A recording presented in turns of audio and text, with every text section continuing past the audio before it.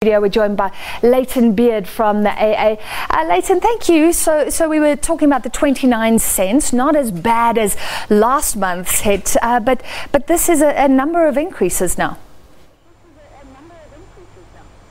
Yeah, this is the third increase we've seen since August, and obviously, any increase may look insignificant, but at the end of the day, obviously these all add up, and an increase is going to hurt the consumer. It's going to hurt a person who has a car, who has a motorbike, somebody who runs a fleet of vehicles, so obviously people who use vehicles. But I think the thing that a lot of people don't always remember is that this is also going to hit people who don't own vehicles, who don't drive vehicles. It's going to hit them in that those people who have to transport goods have to absorb those costs in some way, and they do that by obviously increasing the prices of their goods. And so this is a very, very, very steep increase in the context of the increases that we've seen in the last couple of months. And are you worried about those knock-on effects? Taxi fares, we know, often go up, but rarely come down. Yeah, I think we see, very often that prices do increase, but the net effect of them coming down is something that happens over a much longer period.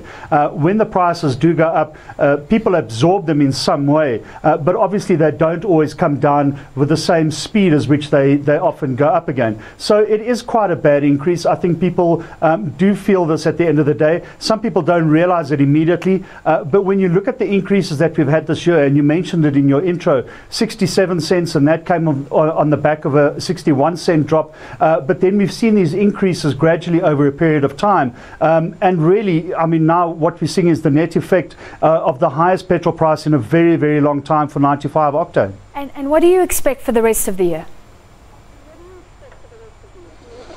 Yeah, that's $1 million question, Francis. I think we get asked that obviously quite a lot. What is our outlook going forward for November and December? Unfortunately, I think when we look at the Rand-US dollar exchange rate, the Rand performed relatively well against the dollar in the first couple of weeks of September. And then it dipped to around 13 Rand 30. And I think today we're looking at around 13 Rand 60, 63, somewhere in that region. And you add to that the price of international petroleum, which you also mentioned in your intro, which is at an all-time high, 2-year high now.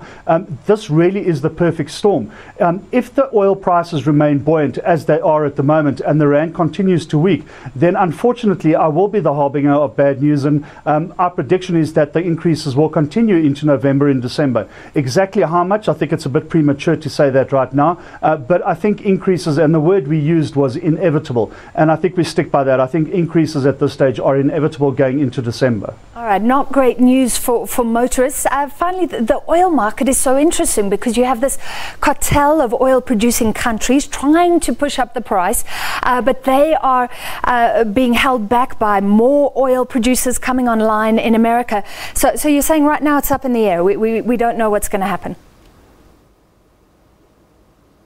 And I think, you've mentioned that there were plans to reduce production, which is obviously going to push up prices. And now we see the USA is eyeing interest rate cuts as well. So all of these things are going to have an impact on the value of the dollar against other international currencies, including South Africa. And obviously that's going to have an impact on the exchange rate. And as I said, when you couple that with things like international petroleum prices, really we're at the mercy of all these prices internationally as well. And we've got to keep our fleets on the road. We've got to keep our cars on the road. We've got to keep our economy going. So we will pay these figures, but it is a hard blow, and unfortunately it looks like it's going to be a hard blow going into 2018. All right, thank you so much, Layton Beard from the AA. So looking at that 29 cents increase in the price of petrol, new car sales still going up. Maybe we'll see some effect later on, but those are still in vogue.